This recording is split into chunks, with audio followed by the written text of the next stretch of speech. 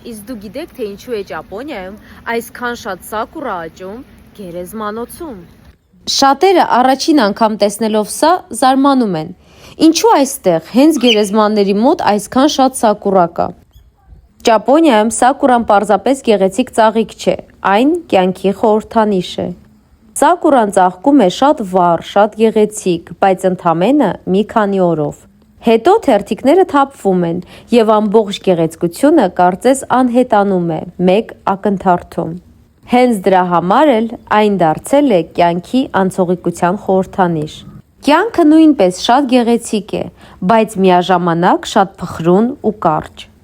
Այս գաղափարը ճապոնացիները շատ խորն են զգում, եւ դրա համար սակուրան հաճախ տնկում են այն վայրերում, որոնք կապված են հիշողության եւ կյանքի մասին մտորումների հետ։ Յանակայի գերեզմանոցը վախեցնող վայր չէ։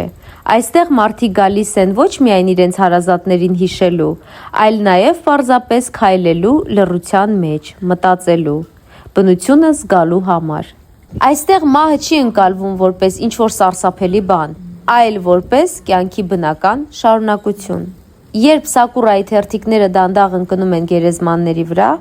ամբողջ վայրը կարծես հիշեցնում է մեկ բան. կյանքը շատ արագ է անցնում, եւ հենց դրա համար պետք է գնահատել յուրաքանչյուր պահը։